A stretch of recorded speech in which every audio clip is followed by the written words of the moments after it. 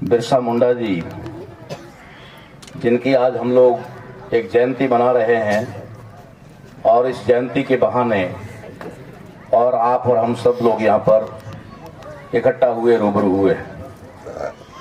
ऐसे वीर के साथ साथ राणा पुंजा, बाबा साहब अम्बेडकर, साहू महाराज, सयाजी गायकवाड़,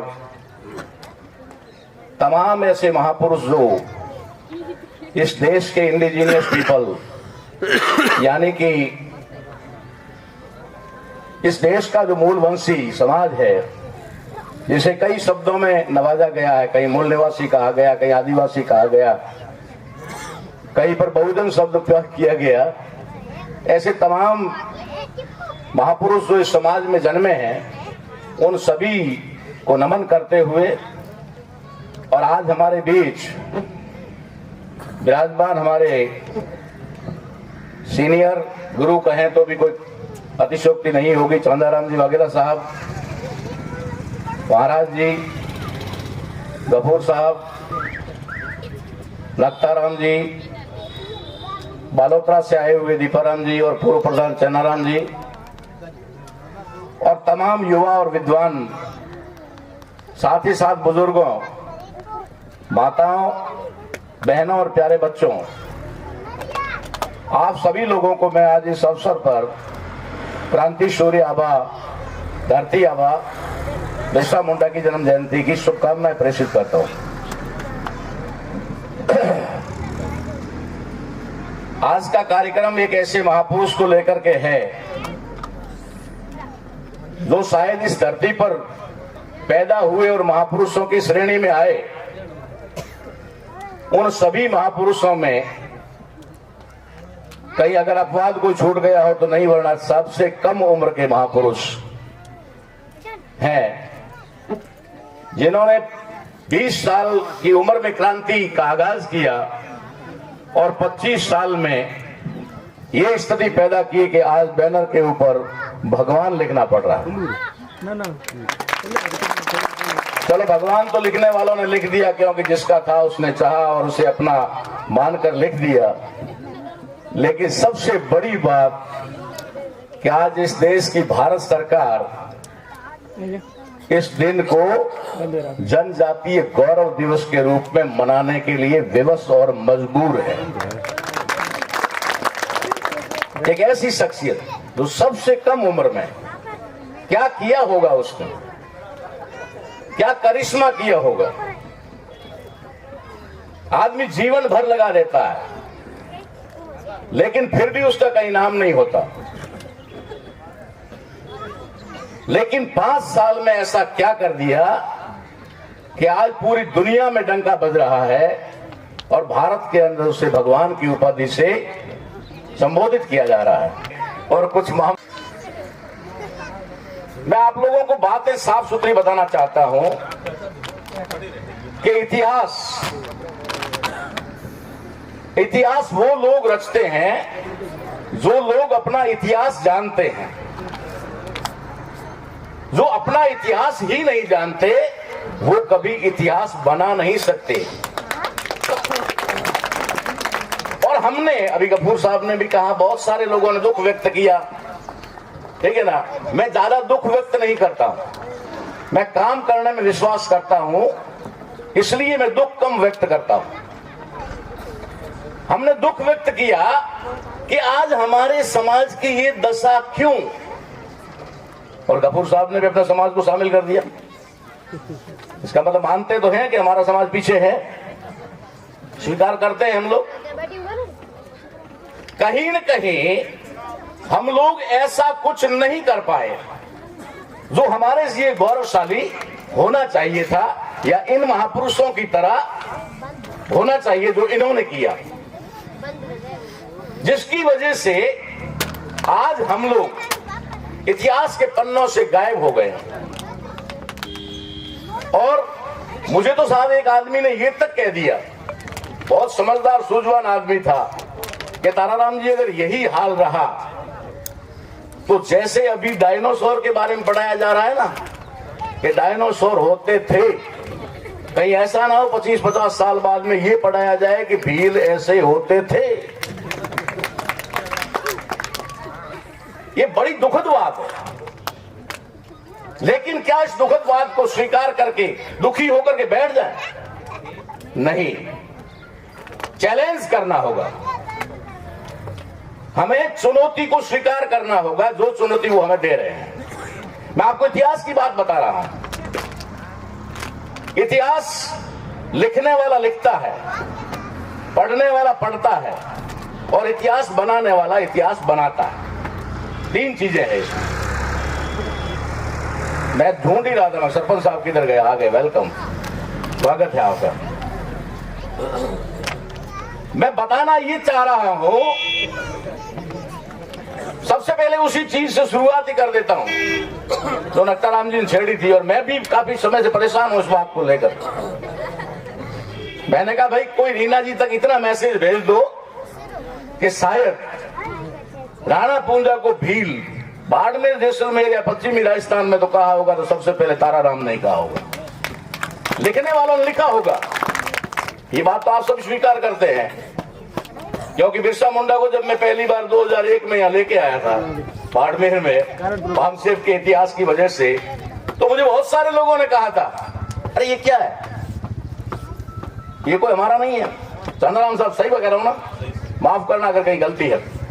ये कहा था कि ये हमारा कौन लगता है, किसको उठा के लेके आए, हमारा तो सिर्फ एकलव्य है। उस समय मैंने कहा था, मैं एकलव्य को अपना आदर्श नहीं मान सकता।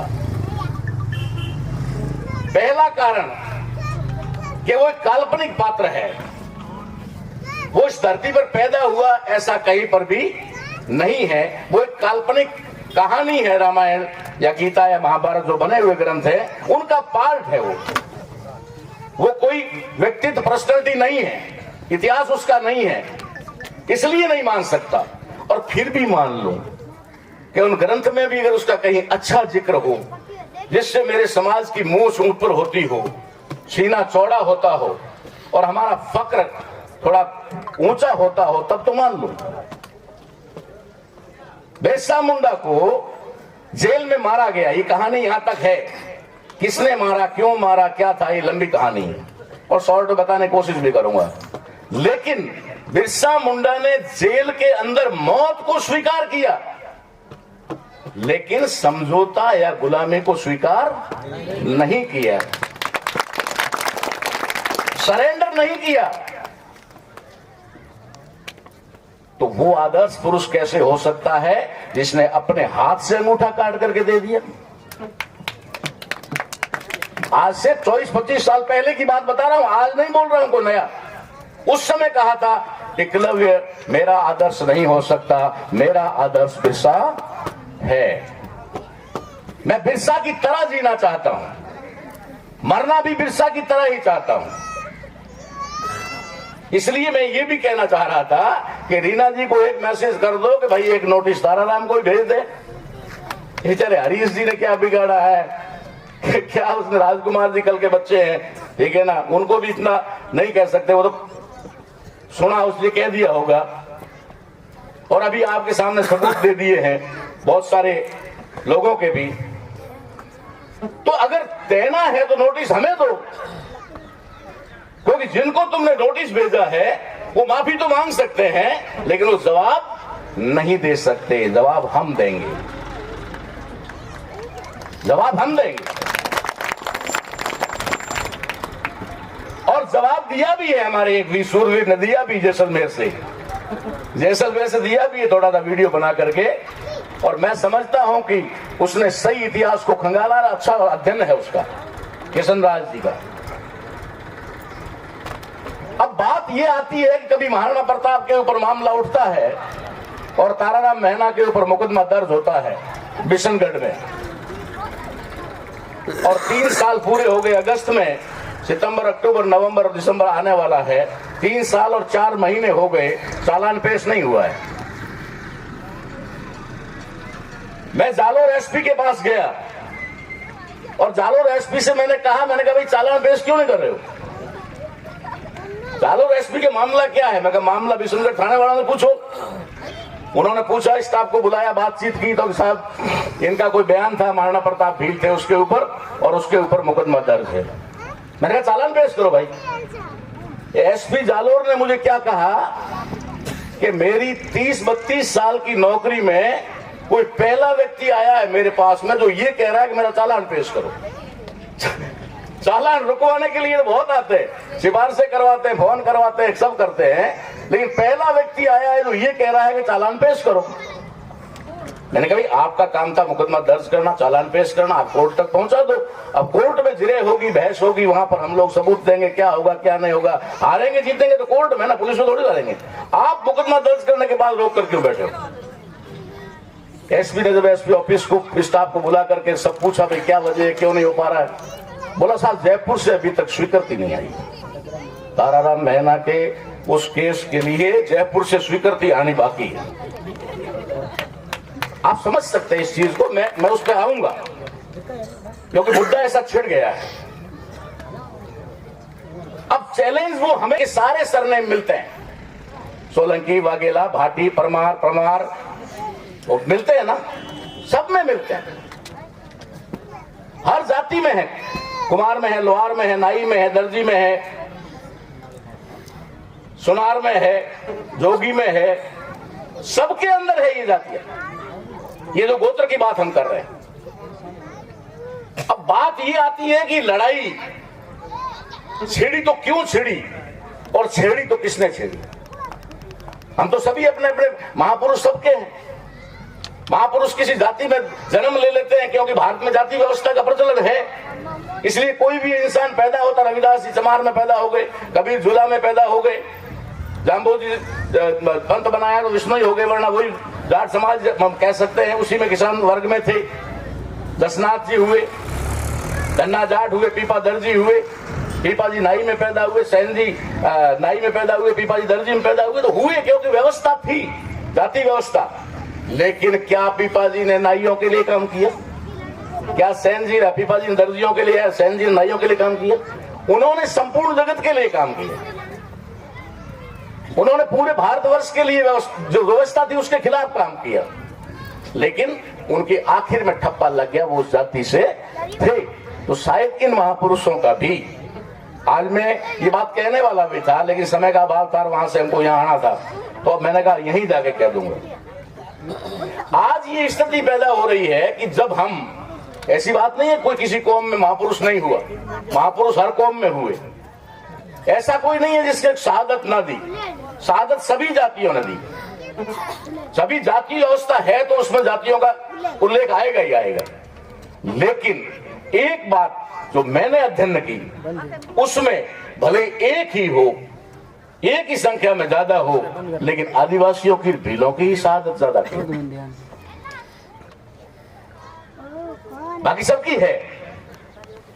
उदाहरण आपके सामने है, मानगढ़ चोरी चोरा का कांड कैसे हुआ, कितने लोग मरे।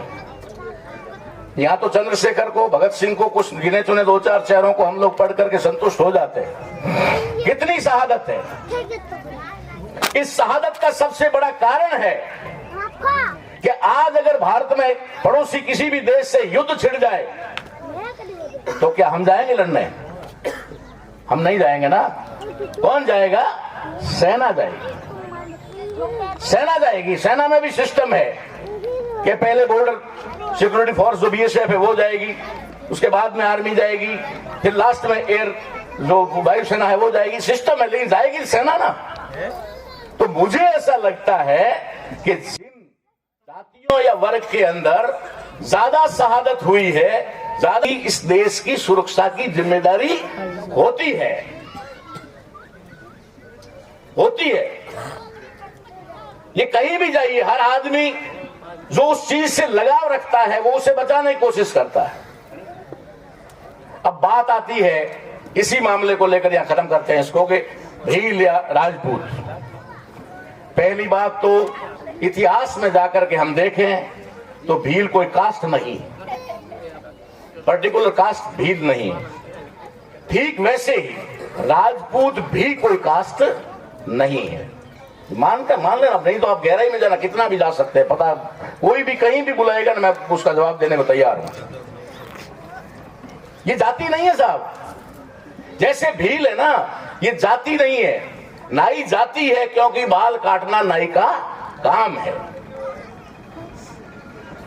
लकड़ी का काम करने वाला सुथार उसकी जाति है, सुथार। मिट्टी के बर्तन बनाने वाला, कुंभ बनाने वाला कुंभार उसकी जाति है क्योंकि कुंभ बनाना उसका काम है। ये कास्टिज्म है, ये जाति है जिसको अब जाति कहा जाता है, अंग्रेजी में कास्ट कहा जाता है। और अपनी नॉट भाषा में जब मिलते हैं तो पूछते हैं भैया कई कोम रो है, ठीक है? कई कोम रो है। कोम शब्द कहां से आया? कोम शब्द आया कौम से। आपका कौम यानी कौम, धंधा क्या है?